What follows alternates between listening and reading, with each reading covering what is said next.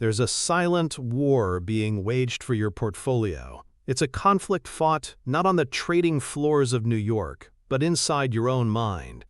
On one side, you have the sirens of Silicon Valley, the prophets of disruption, the television pundits breathlessly hyping the next technological messiah.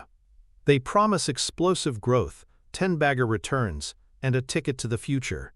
They sell you a story of innovation, of constant, exhilarating change. They tell you that to win, you must be on the cutting edge, betting on the visionary entrepreneur who is about to reinvent the world. And their message is intoxicating. It's a story of genius, of progress, of being in the know. It's a story that makes you feel smart, forward-thinking, and part of an exclusive club that can see the future before it happens. Tech stocks, they whisper, are not just investments, they are a statement about who you are. On the other side of this war is a far quieter, less glamorous force. It doesn't have a flashy headquarters or a charismatic CEO who gives keynote speeches in a black turtleneck. It doesn't promise to change the world overnight. In fact, it promises the exact opposite. It promises that the world, in the ways that truly matter for your money, will barely change at all.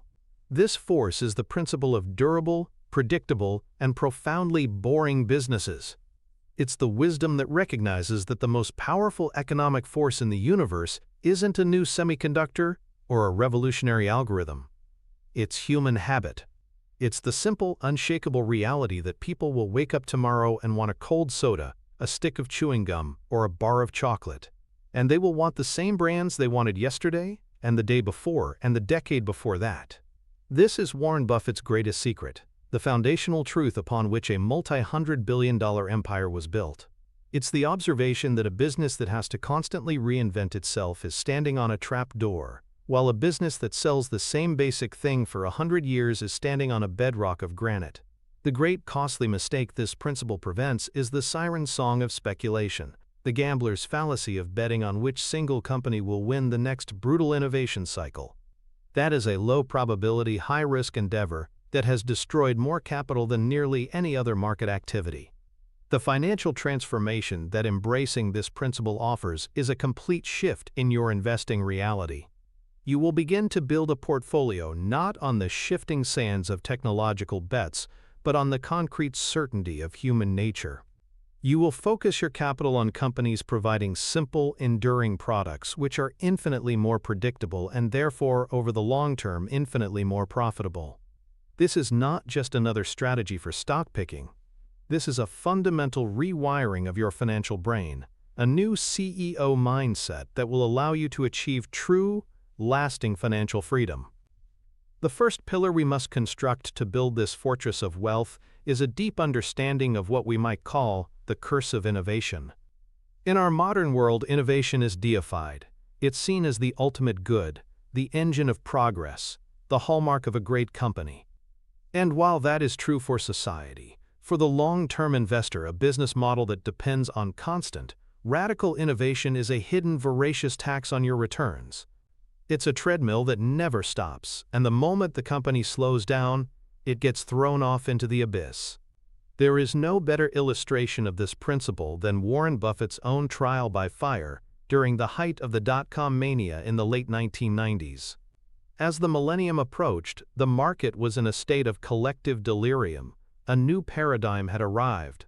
The old rules of investing, of profits, of cash flow were declared dead. Companies with no revenue, no profits, and often no viable product were achieving billion-dollar valuations overnight. Names like Pets.com, Webvan, and TheGlobe.com were the darlings of Wall Street. All you needed was a .com in your name and a vague story about capturing eyeballs, and institutional and retail investors alike would throw money at you with reckless abandon. And where was Warren Buffett, the so-called Oracle of Omaha, during this gold rush? He was on the sidelines, a figure of public ridicule. For years, Berkshire Hathaway's performance had lagged the soaring NASDAQ index. Barron's, the influential financial magazine, ran a cover story in late 1999 with the headline, "What's Wrong, Warren?"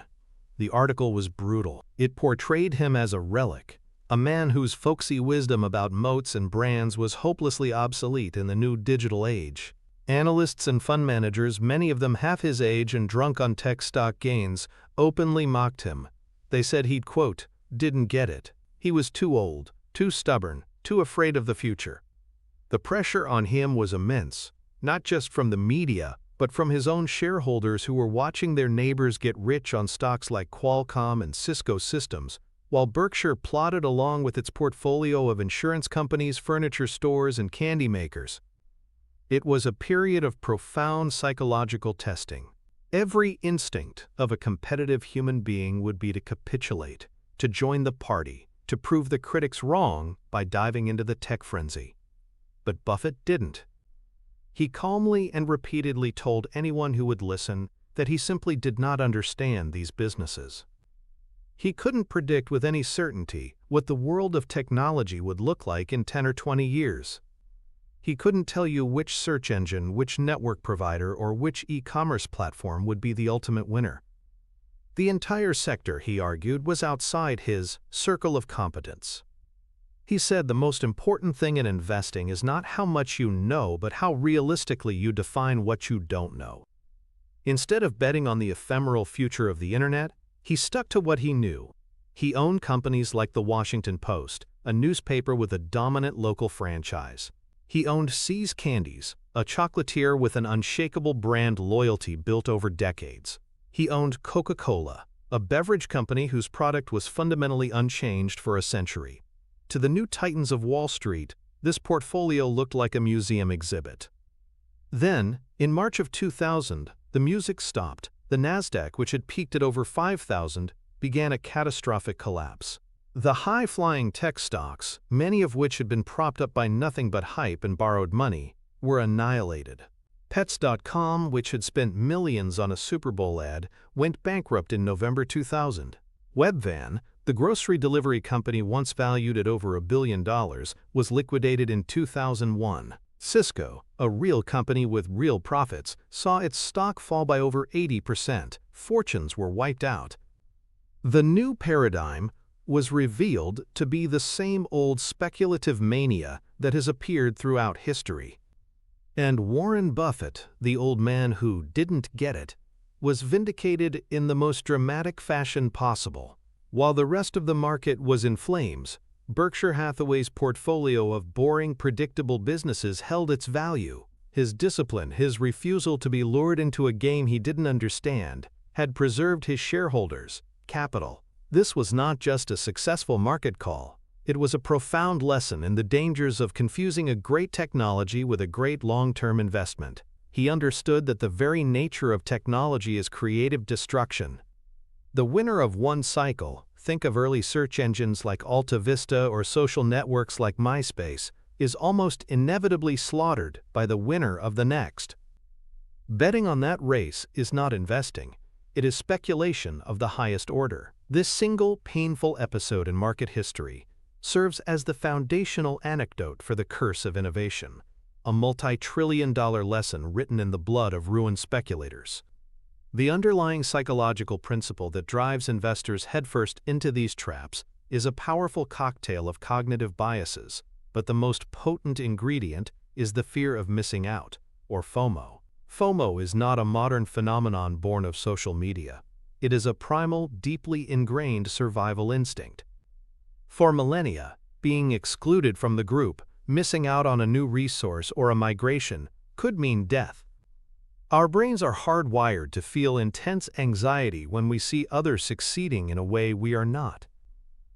In the financial markets, this translates into a visceral, almost unbearable pressure to chase whatever is hot. When you hear stories of people making fortunes in tech stocks or cryptocurrencies, your ancient brain circuits light up with alarm bells. The logical part of your mind might understand the risks, but the emotional, instinctual part screams, everyone else is getting rich, and you are being left behind. You must act now before it's too late.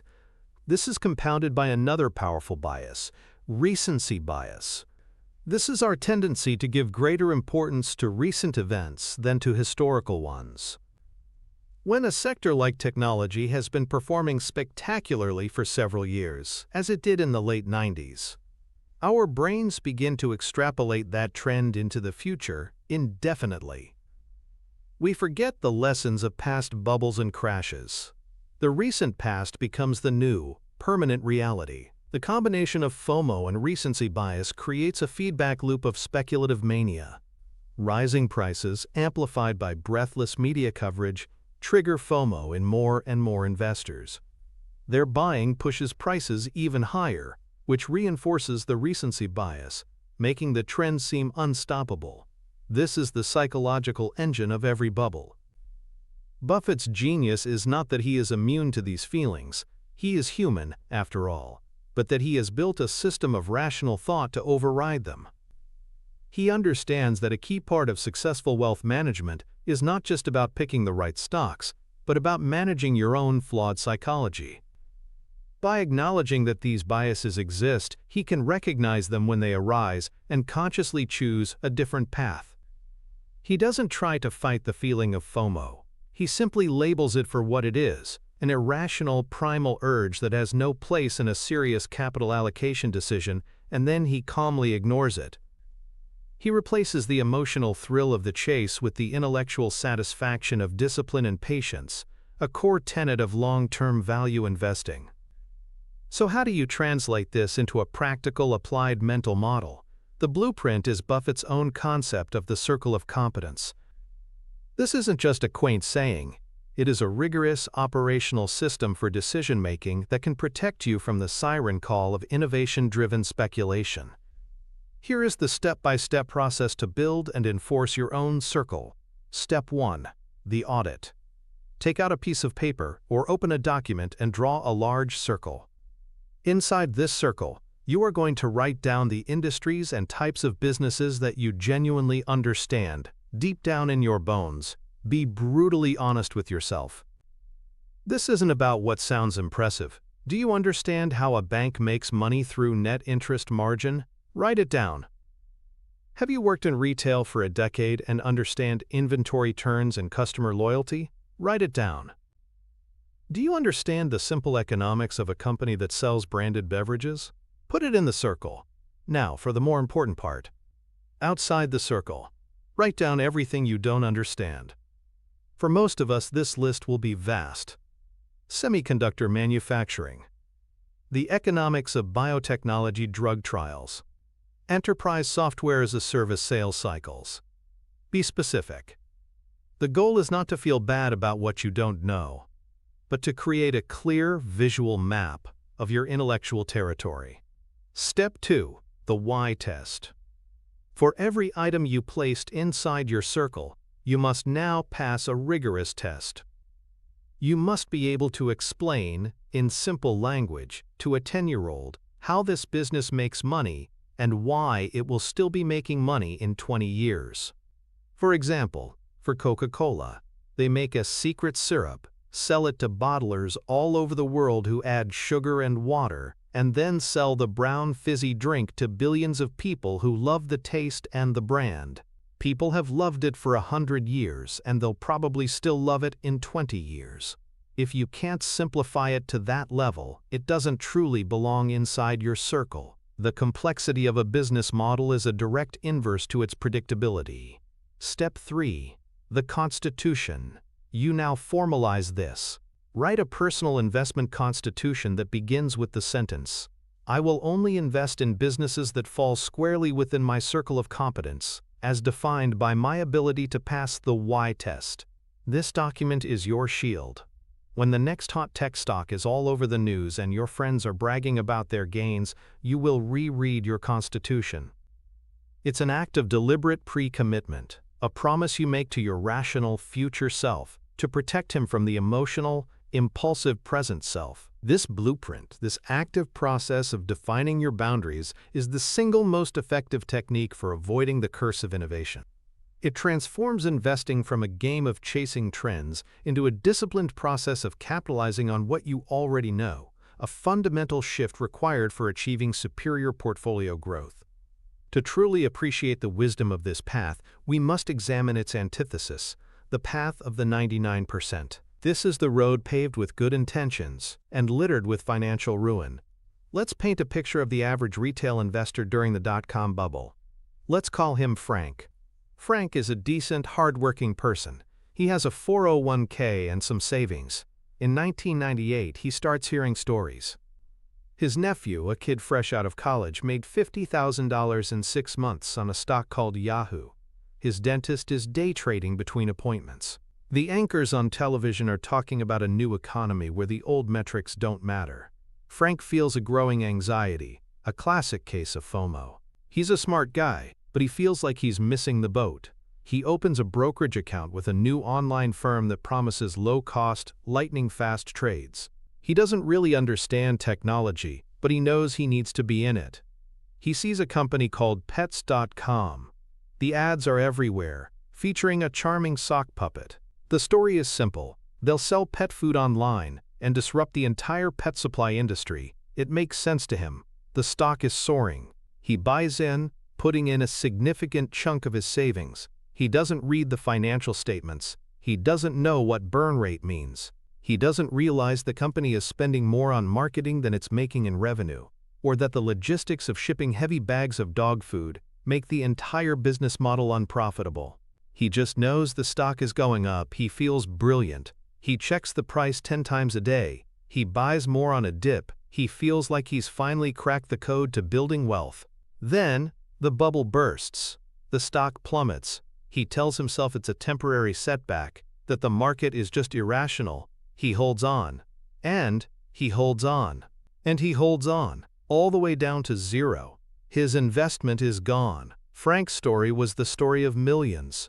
They weren't stupid. They were psychologically hijacked. They bought a narrative, not a business. They traded discipline for excitement. They ignored the fundamental question: how does this company create sustainable cash flow for its owners?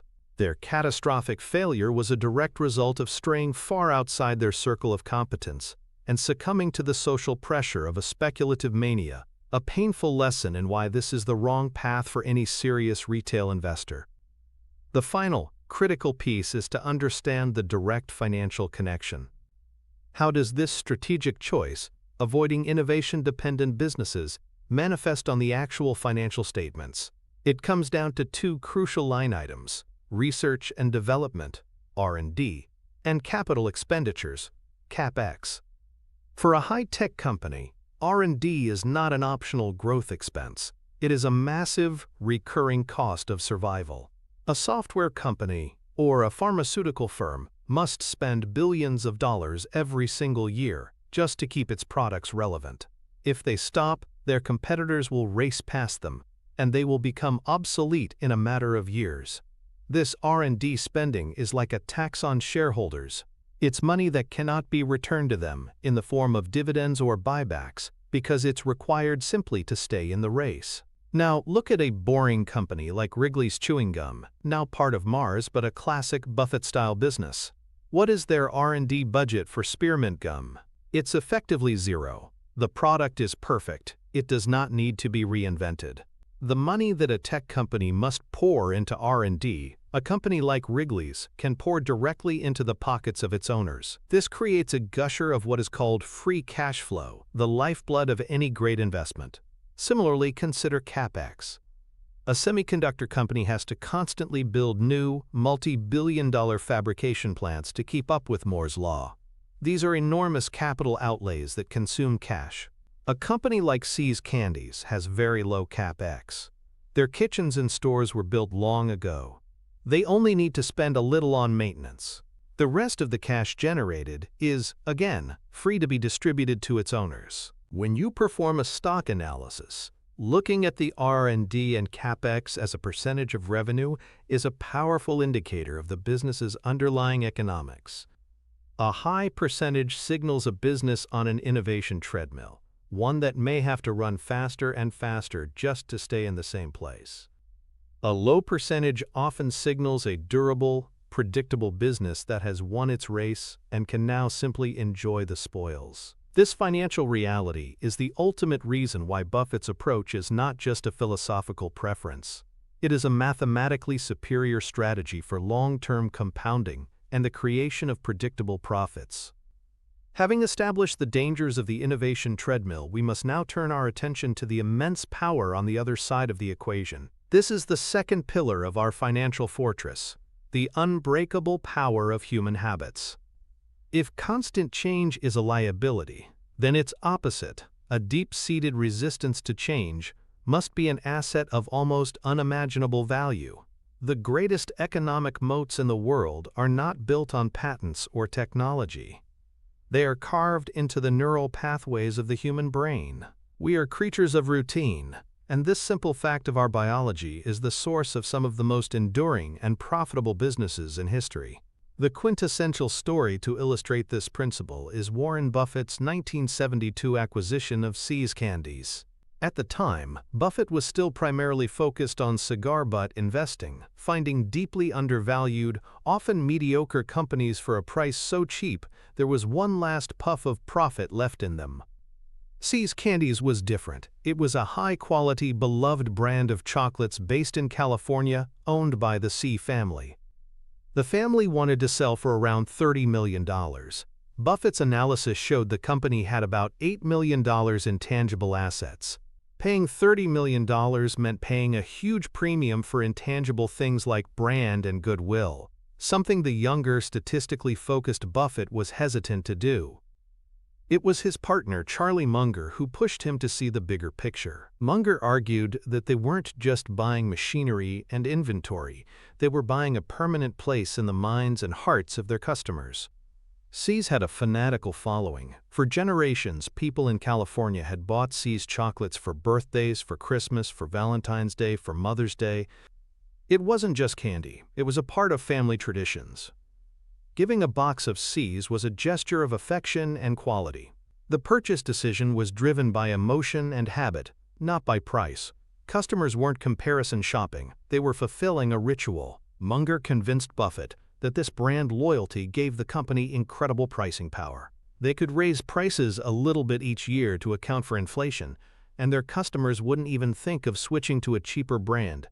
The act of buying See's was on autopilot. Buffett, convinced by Munger's logic, agreed to the purchase. They paid $25 million for the company. The results have been nothing short of staggering. In the years since, See's Candies has generated over $2 billion in pre-tax earnings for Berkshire Hathaway, cash that required almost no additional capital investment. That initial $25 million investment became a fountain of cash that Buffett could then use to buy other businesses. It was the investment in See's that fundamentally shifted his approach, moving him from buying fair companies at wonderful prices to buying wonderful companies at fair prices. He learned that the most valuable asset a company can have is a moat around its business, and the widest, deepest moats are psychological. The habit of millions of people, repeated year after year, holiday after holiday, is a force more powerful and predictable than any technological edge. This foundational anecdote reveals the core of our thesis. The true path to building wealth is not in predicting the future, but in identifying the parts of the present that are so ingrained in human behavior that they are almost guaranteed to persist. The psychological principle that underpins the success of a business like See's Candies is known as the habit loop, a concept elegantly described by Charles Duhigg in his book The Power of Habit. This neurological loop is the foundation of all our routines, from brushing our teeth to buying a specific brand of coffee. It consists of three parts: the cue, the routine, and the reward. The cue is the trigger that tells your brain to go into automatic mode and which habit to use. For See's, the cue might be the calendar turning to February, signaling Valentine's Day is near. It could be the sight of a See's candy store in a mall. The routine is the physical or mental action you take. In this case, it's walking into the store, choosing a familiar assortment of chocolates, and making the purchase. The reward is what satisfies your brain and helps it remember the loop for the future. The reward isn't just the delicious taste of the chocolate. It's the smile on your loved one's face when you give them the box, the feeling of successfully completing a social ritual, the nostalgia of a flavor you've known since childhood. Because this loop is so powerful and satisfying, our brains work to make it more and more automatic over time. This process is called chunking, where the sequence of actions becomes a single automatic unit. This conserves mental energy. This is where another cognitive bias, the status quo bias, comes into play. We have a natural, often irrational preference for the current state of affairs. Changing a habit requires effort and introduces uncertainty. It's simply easier to keep buying the same brand of toothpaste, taking the same route to work, or purchasing the same box of chocolates for your mother's birthday. The cognitive load of researching and testing a new brand is often not worth the potential minor benefit. Companies that have successfully embedded themselves into the habit loops of their customers have built a fortress against competition. A competitor can't win just by offering a slightly better or cheaper product. They have to overcome the immense gravitational pull of habit and the status quo. This is a monumental task. This understanding of behavioral science is crucial for any entrepreneur or CEO looking to build an enduring business, and it is the secret weapon for investors seeking predictable profits. You are not just buying a company's assets, you are buying a slice of the collective habits of millions of people. How can a retail investor translate this powerful psychological insight into a practical stock-picking tool? The applied mental model is what I call the decade test. It is a simple yet profoundly effective filter for identifying businesses built on the bedrock of human habit. Before you even look at a company's financials, you must subject it to this qualitative analysis. Here's how it works.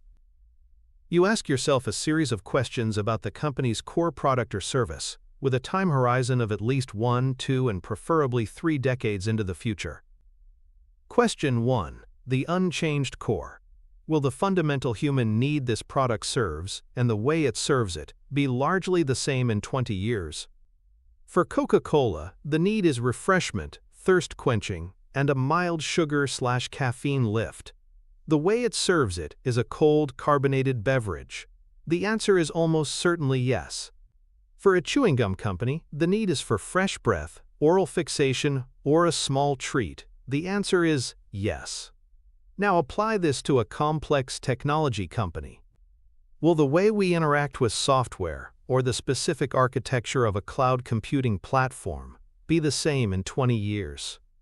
The answer is almost certainly no. The core product is subject to constant, radical change.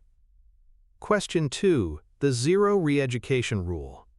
Does using this product require constant re-education for the consumer? You do not need to be taught how to drink a Coke or eat a Hershey bar. The user interface is timeless. Compare this to a smartphone or a software platform. Every few years, there is a new operating system, new features, a new interface. Consumers must constantly relearn how to use the product. This creates opportunities for competitors to swoop in with a simpler, more intuitive design, disrupting the incumbent. Companies that pass the zero re-education rule have a much stickier customer base. Question 3. The paradigm shift vulnerability. Is this business model vulnerable to a fundamental paradigm shift in technology or culture?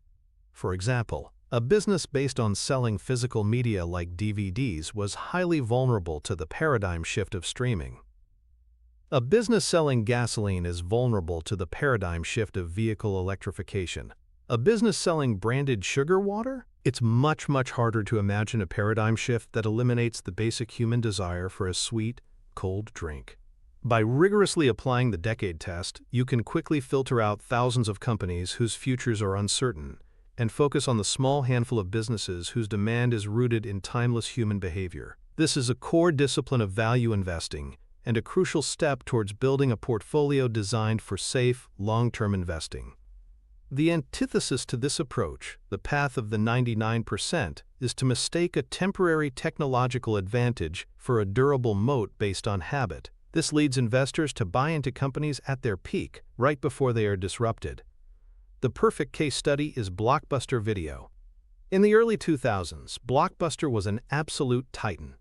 It had over 9,000 stores worldwide and was a dominant force in home entertainment. An investor looking at the company might have seen what they thought was a powerful habit loop. The cue: it's Friday night. The routine: drive to Blockbuster, browse the aisles, grab some popcorn, and pick out a new release. The reward: an evening of entertainment. It seemed like a durable business. But the mistake was in defining the business correctly. Blockbuster wasn't in the entertainment business. It was in the renting plastic discs in a physical store business. The habit was tied to a specific, clunky technology and distribution method. The fundamental human need was convenient access to a wide selection of movies. Blockbuster's model was, in fact, incredibly inconvenient. It involved late fees, limited selection, and the hassle of returning the movie. Along came Netflix. Initially, their DVD by mail service was a slightly better method. But their real innovation was streaming. They understood the fundamental human desire better than Blockbuster did. People don't want to rent a physical object. They want to watch a movie, instantly, with minimal friction. Netflix addressed the core need, while Blockbuster was stuck defending its method. The habit loop Blockbuster relied on was brittle. The moment a superior routine, click a button on your remote, was offered to achieve the same reward, watch a movie, the old habit was shattered. Investors who owned Blockbuster stock saw their investment completely wiped out. They had failed the decade test. They had bet on a method, not a fundamental, enduring human desire. This story serves as a stark warning. Always look past the current business model and ask what deep-seated, unchanging human habit it is serving. If the company is more attached to its method than the habit, it is on a path to extinction. The direct financial connection between a habit-driven business model and superior returns can be seen clearly by analyzing two key metrics: customer acquisition cost, K, and lifetime value, LTV. K is the total cost a company spends to acquire a new customer. LTV is the total profit a company can expect to make from that customer over the entire course of their relationship. The ideal business has a very low CAC and a very high LTV. Let's consider a cutting-edge enterprise software company. To acquire a new corporate client, they need a highly paid sales force, expensive marketing campaigns, trade show booths, and long sales cycles. Their CAC can be tens or even hundreds of thousands of dollars.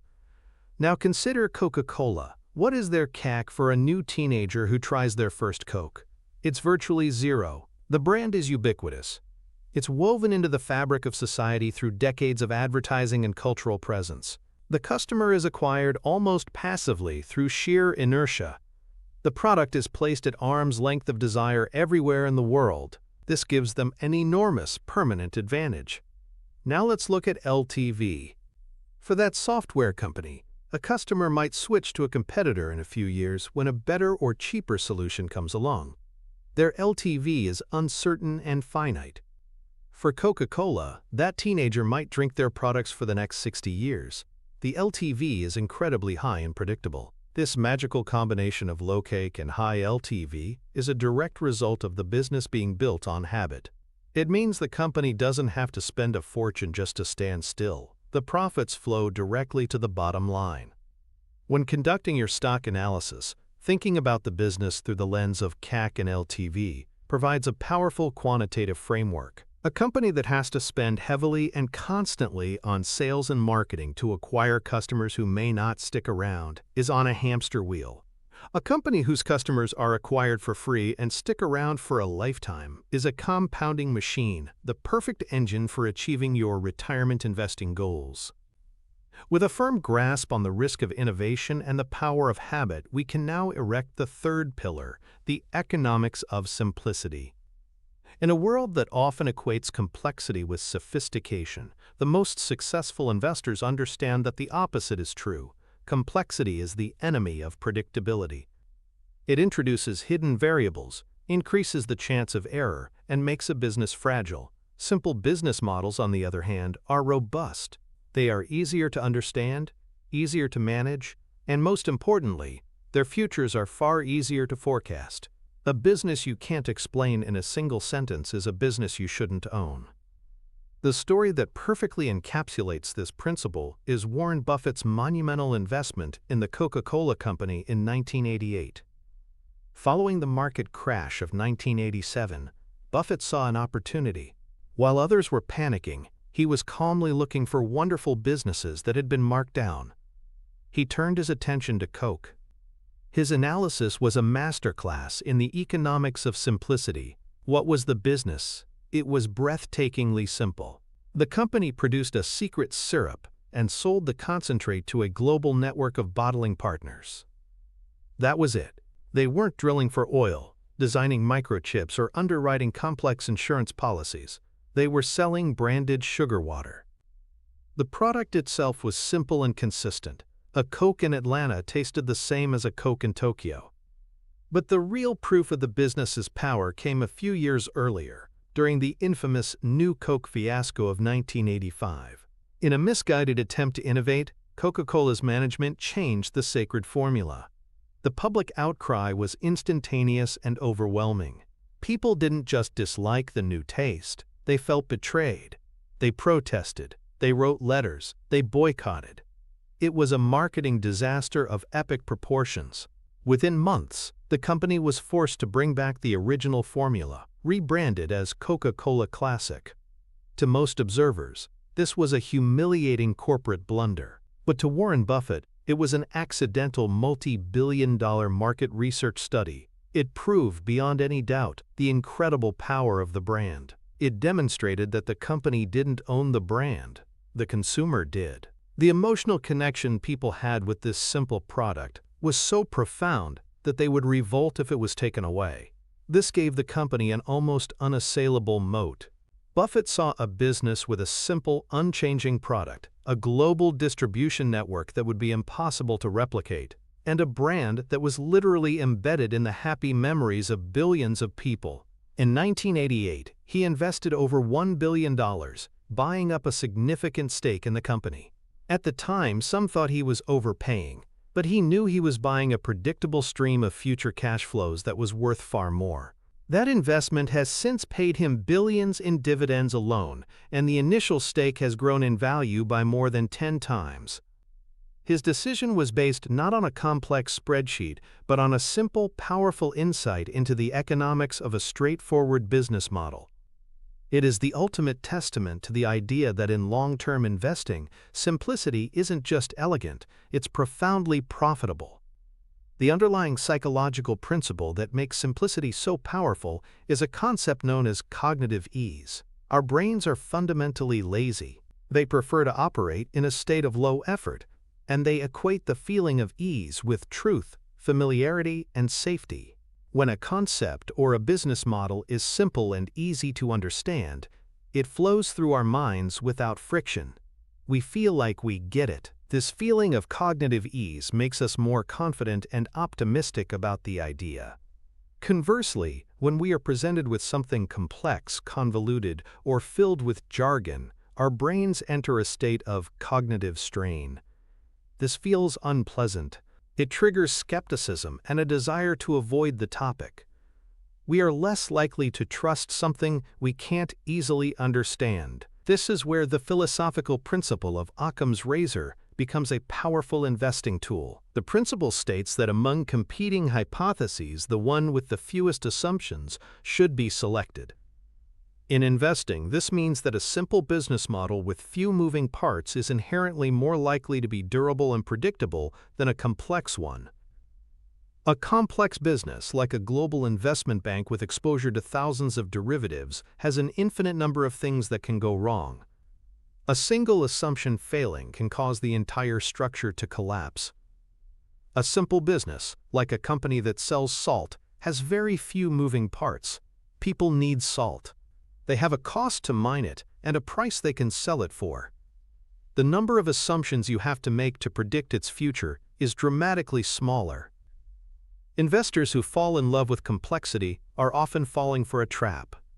They mistake jargon and convoluted strategies for intelligence. They believe that a business they don't understand must be run by people smarter than them. This is a dangerous and often costly psychological error. The CEO mindset that leads to long-term success embraces cognitive ease. It actively seeks out businesses that are so simple, their success seems almost obvious. This is not a sign of a lack of sophistication. It is the very definition of it. To operationalize this principle, we can use an applied mental model called the one-sentence business plan.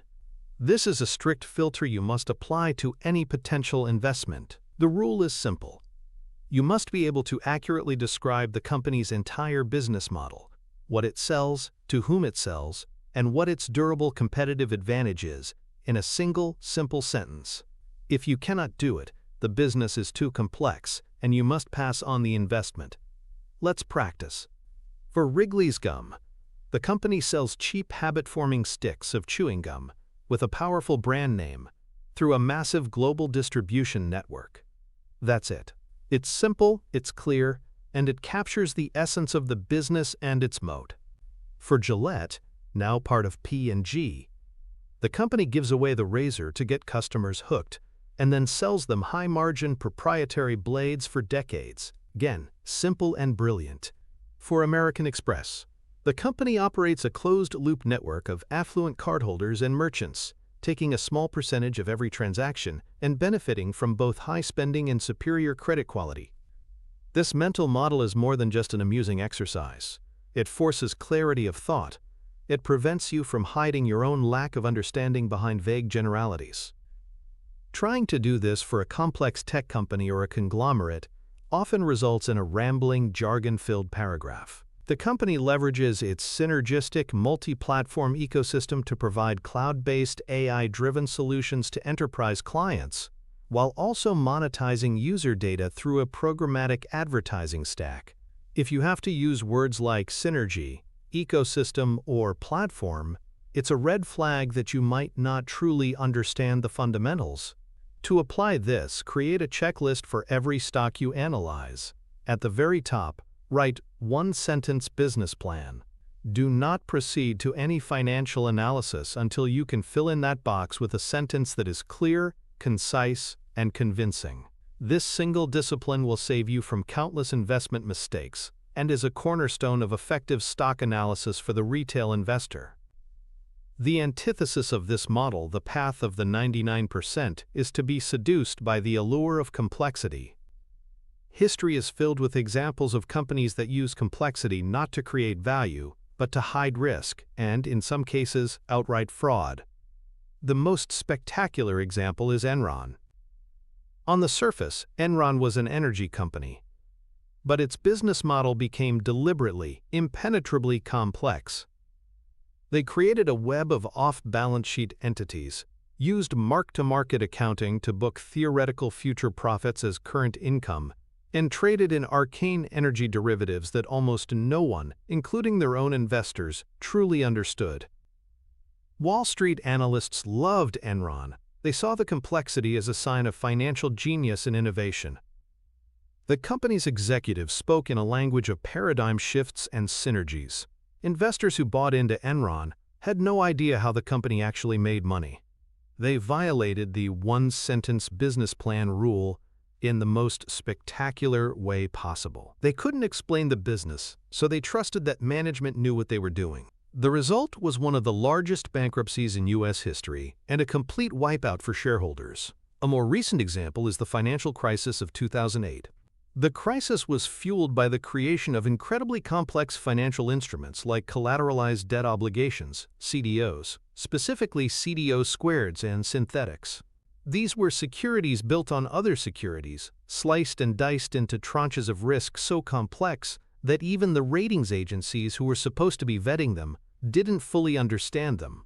Investors, including sophisticated institutions, bought these products because they offered slightly higher yields and came with a AAA rating. They were seduced by the financial engineering, mistaking complexity for safety. When the underlying mortgages began to default, this hidden, complex risk cascaded through the entire financial system, bringing it to its knees.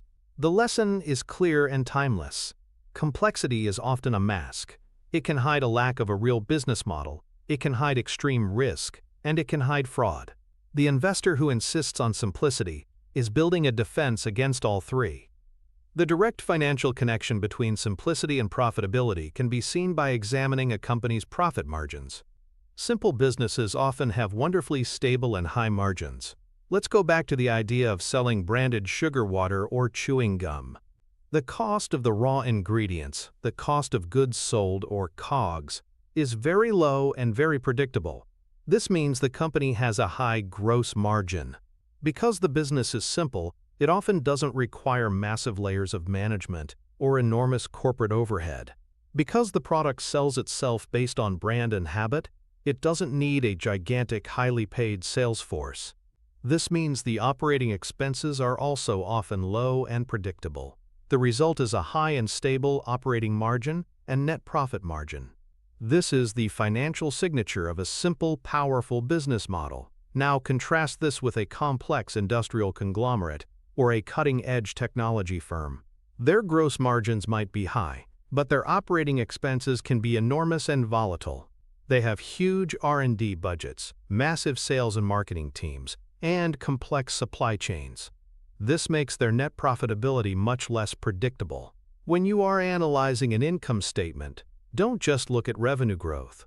Pay close attention to the stability and level of the gross, operating, and net profit margins over a 10-year period. A company that has maintained high and steady margins for a decade is likely a simple, durable business with a strong competitive advantage. A company with volatile or declining margins is often a signal of a complex, competitive, or deteriorating business. This focus on the simple beauty of a stable profit margin is a key secret to effective wealth management and beating the market over the long term. This leads us directly to our fourth and perhaps most famous pillar, the moat of predictability. The term moat, popularized by Buffett, refers to a durable competitive advantage that protects a business from competitors, much like a moat protects a castle. But the crucial insight is that the most valuable quality of a moat is not its ability to facilitate explosive growth, but its ability to ensure extreme predictability. A business whose future is knowable, even if it's only moderately profitable, is infinitely more valuable than a fast-growing but unpredictable business whose future is a mystery.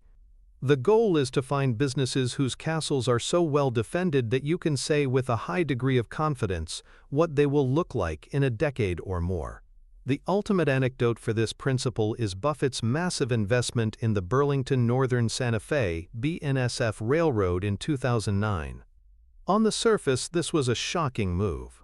Railroads are the furthest thing from a glamorous, innovative business. They are old tech, capital-intensive, and heavily regulated. But Buffett's acquisition of BNSF, making it a wholly owned subsidiary of Berkshire Hathaway, was a profound statement about the power of predictability.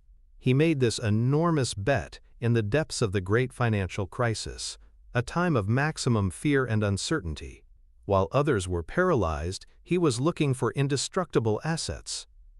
What did he see in BNSF? He saw an irreplaceable piece of the American economic infrastructure. You simply cannot build another transcontinental railroad in the United States. The rights of way, the environmental permits, the sheer cost. It's impossible. This creates a powerful duopoly in the West, with BNSF and Union Pacific controlling the vast majority of rail traffic. This is a massive barrier to entry. Furthermore, he saw a business with a huge cost advantage. For moving bulk goods like coal, grain, and shipping containers over long distances, rail is multiples more fuel-efficient and cheaper than trucking. This is a durable, physics-based advantage that is unlikely to change. But most importantly, he saw predictability. As long as the U.S. economy grows, more goods will need to be moved from ports to cities, from farms to factories. The railroad is like a toll booth on the economy itself. Its future earnings are tied not to a specific technology or product cycle, but to the long-term, predictable growth of the country as a whole. He wasn't betting on innovation. He was making a bet that in 10, 20, and 50 years, America would be a larger, more prosperous country, and that the fundamental need to move physical objects from point A to point B would still exist. The BNSF investment was the ultimate expression of valuing predictability over growth. It was a move to own a piece of economic granite, a business with a moat so wide and so deep that its future, while not exciting, was as close to a certainty as one can find in the world of finance. This focus on predictability is a core tenet for entrepreneurs seeking to build a lasting enterprise and for investors looking to create a portfolio for true financial freedom. The underlying psychological principle that causes most investors to overlook these predictable giants is the availability heuristic, often coupled with salience bias. Our brains have a tendency to judge the likelihood of an event by how easily we can recall examples of it. The financial media, in its endless quest for eyeballs and clicks, bombards us with stories about exciting, fast-growing companies. Tesla, Nvidia, Apple, these are the names that are constantly in the headlines. Their stories are salient. They are vivid, dramatic, and easy to grasp. Therefore, they are highly available in our minds. When an investor thinks about great companies, these are the first ones that come to mind. Now, think about companies like Republic Services, a trash collector, Sherwin-Williams, a paint company, or McCormick & Company, a spice maker. When was the last time you saw a dramatic headline about the earnings of a trash collection company? It never happens. These businesses are boring. They operate in the background of our lives. Their stories are not salient, and therefore examples of their success are not readily available to our minds. This cognitive bias causes a systematic mispricing in the market. Investors, both retail and institutional, tend to overvalue the exciting, salient, but unpredictable companies, and undervalue the boring, non-salient, but highly predictable ones. They chase stories instead of cash flows. Buffett's genius is in his ability to completely ignore the availability heuristic. He doesn't get his investment ideas from the news. He gets them from thinking about which businesses have unbreachable moats that will stand the test of time. He actively seeks out the non-salient, the boring, the overlooked. This psychological discipline allows him to see immense value where others see only tedium. Overcoming this bias is a critical step in adopting a professional, CEO mindset toward your own capital allocation. To turn this into a usable tool, you need an applied mental model for systematically identifying and evaluating these moats.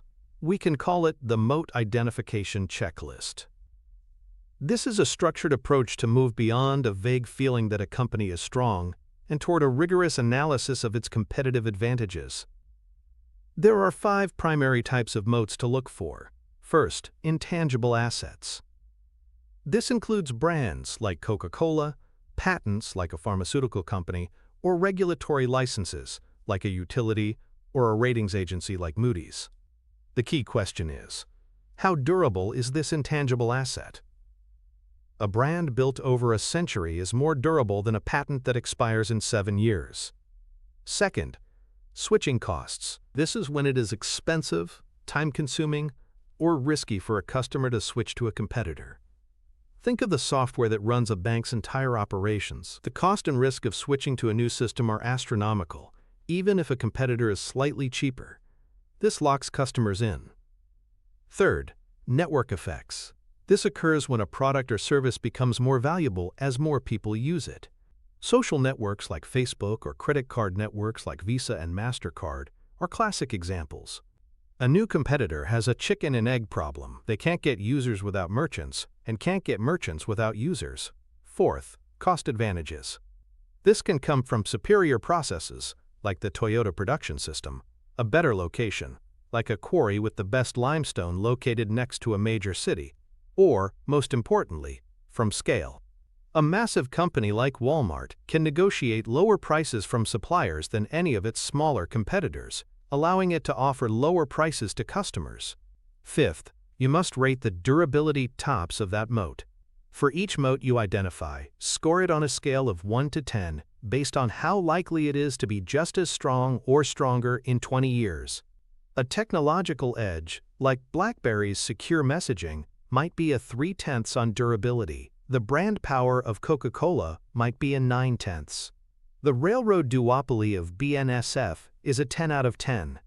This checklist transforms the abstract concept of a moat into a concrete stock analysis tool, forcing you to think like a long-term business owner, not a short-term stock picker.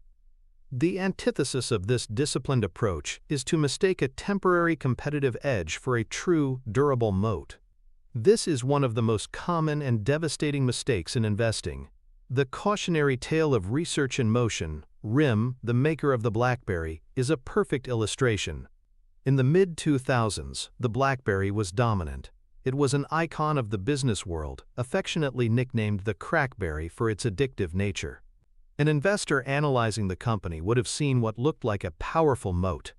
They had a network effect with BlackBerry Messenger, BBM, a secure, proprietary messaging system. They had high switching costs for corporations that had built their IT infrastructure around BlackBerry's secure servers. They had a strong brand associated with productivity and professionalism.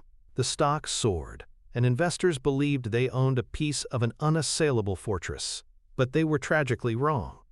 Their moat was built on a specific technological implementation, not on a fundamental customer need. The real need was for a powerful, connected computer in your pocket. BlackBerry was focused on being a better email device.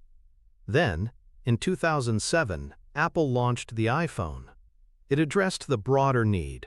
It had a superior user interface, a full web browser, and most importantly, the App Store, which created a network effect that dwarfed BlackBerry's. The BlackBerry's moat, which seemed so strong, was revealed to be a sandcastle against the rising tide of a paradigm shift. Its technological edge evaporated almost overnight.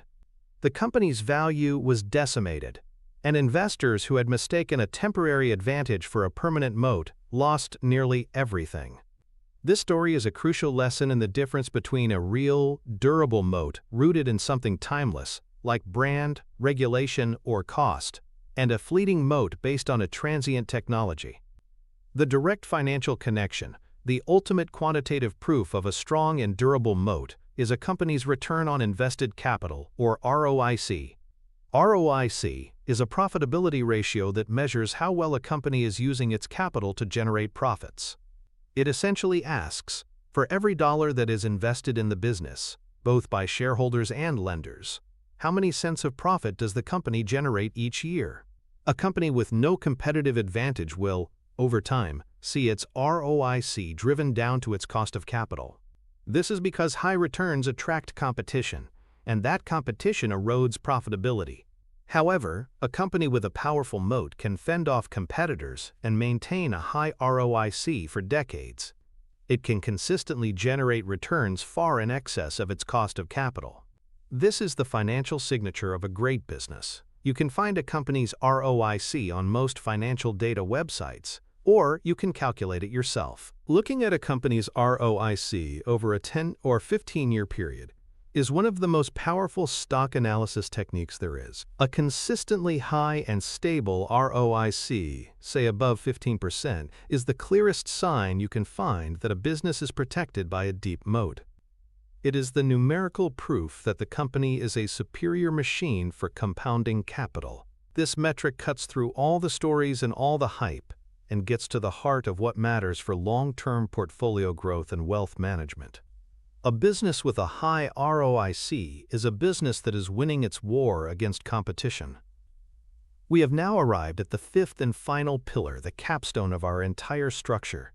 This is where all the other principles converge to create the engine of wealth. This pillar is compounding certainty, not speculation. The ultimate goal is not to find a stock that will double in a year. It is to find a business of such predictable quality that you can own it forever, allowing the eighth wonder of the world, compound interest, to do its magical work. It's about recognizing that the most important variable in the compounding equation is not the rate of return but time. A slightly above average return, sustained over an extraordinarily long period without major interruptions or catastrophic losses, will produce a result that is mathematically superior to a volatile series of high gains and devastating crashes.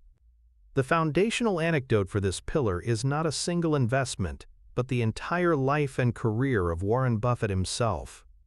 His journey is the ultimate testament to the power of compounding certainty. It began when he was just 11 years old in 1942, when he bought his first shares of stock, 6 shares of Citi Service Preferred, for about $38 apiece. He watched the stock drop, panicked when it recovered a small amount, and sold for a tiny profit of a few dollars. He then watched in agony as the stock soared to over $200 a share. This was his first painful lesson in the power of patience.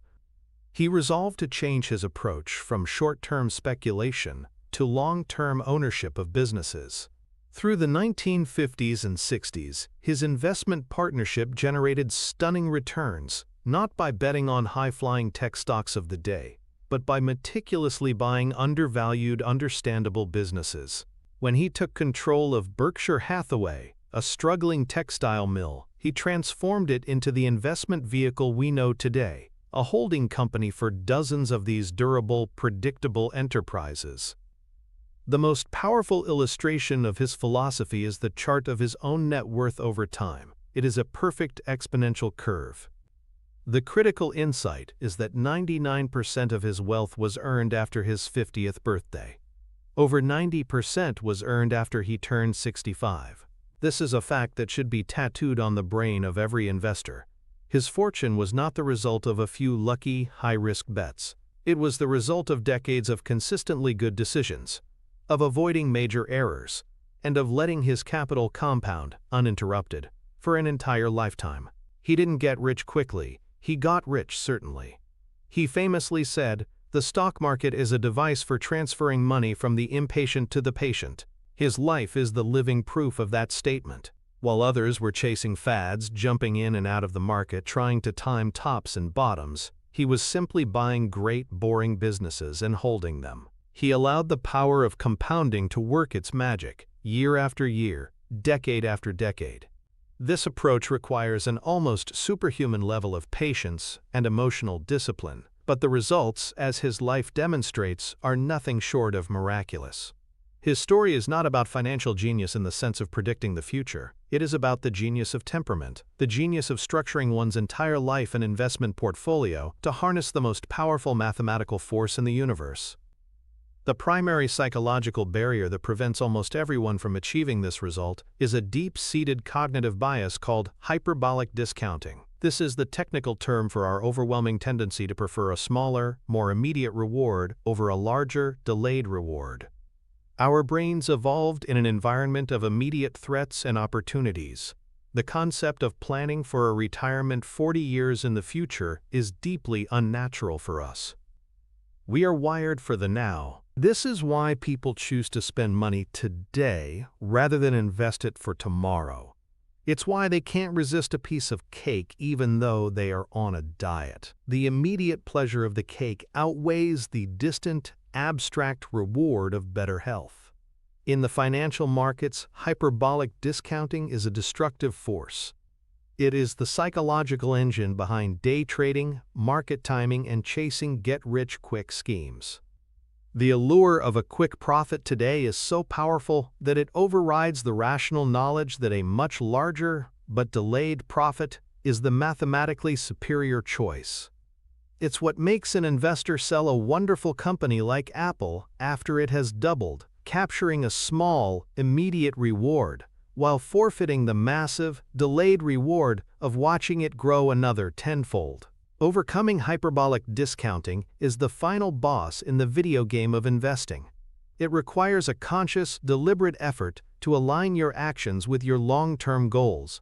Buffett's entire strategy of buying and holding forever is a system designed to short-circuit this self-destructive bias. By making the decision to not sell, he removes the temptation of immediate gratification from the equation altogether. This is the final psychological key to unlocking the power of compounding and achieving true, lasting financial freedom. To put this into practice, we need an applied mental model that forces this long-term perspective. I call it the number decision portfolio. The goal is to construct a core part of your portfolio with the explicit, written-down intention of never selling those assets. This is a profound mental shift. You are no longer a stock picker who is trying to find things that will go up. You are a business acquirer who is purchasing a stake in a company that you would be happy to own for the rest of your life. Here's how to build it. Step 1. Selection. Using the principles from the previous 4 pillars. Avoiding innovation, focusing on habits, demanding simplicity, and identifying durable moats. You select a basket of 10 to 15 of these forever companies. These are the Coca-Colas, the Johnson & Johnsons, the Procter & Gamble's, the BNSFs of the world. Step 2. The vow. You write down, physically, on a piece of paper, a vow. I am purchasing these shares as a permanent owner of these businesses. I will not sell them due to market fluctuations, economic recessions, or political headlines. The only condition under which I will consider selling is a fundamental, permanent deterioration of the company's long-term competitive advantage. You sign it and date it. This act of writing it down creates a powerful psychological commitment. Step 3. Automation. You set up your brokerage account to automatically reinvest all dividends from these companies. This puts the compounding process on autopilot, creating a virtuous cycle where your ownership stake grows without any action on your part. Step 4. Benign neglect. You do the hardest thing of all. Nothing. You don't check the prices every day. You don't read the quarterly analyst reports with bated breath. You trust in the long-term earning power of the wonderful businesses you own. This no-decision approach is a powerful antidote to hyperbolic discounting. It changes your entire identity as an investor. You cease to be a trader reacting to noise and become a silent, patient business owner, quietly compounding your wealth year after year. This is the asset allocation strategy that aligns your actions directly with the mathematical certainty of long-term compounding. The antithesis of this patient, CEO mindset is the frenetic, counterproductive activity of the 99%. The average retail investor is his own worst enemy. He is constantly watching financial news, which is designed to provoke emotion and action, not to impart wisdom. He has a brokerage app on his phone that sends him push notifications every time the market moves. He sees a headline about rising interest rates and sells his stocks. He hears a rumor about a new product and buys a speculative tech company. He is constantly churning his portfolio, trying to outsmart the market. The data on this behavior is utterly damning. Year after year, studies by firms like Dalbar show that the average equity fund investor achieves a return that is drastically lower than the return of the S&P 500 index itself. The gap is not small, it's often several percentage points per year. Over a lifetime, this gap represents hundreds of thousands or even millions of dollars in lost wealth. Why does this happen? It's because of behavior. It's because they buy high in a state of euphoria and sell low in a state of panic. It's because they are constantly trying to do something, anything, driven by the illusion of control and the pain of hyperbolic discounting. They pay transaction fees on every trade. More importantly, they pay taxes on every gain, pulling money out of their compounding machine before it can truly get going. This path of constant activity, of trying to be clever, is a guaranteed path to mediocrity. It is the financial equivalent of trying to get in shape by constantly switching diets every 3 days. The secret to success is not finding the perfect strategy for today.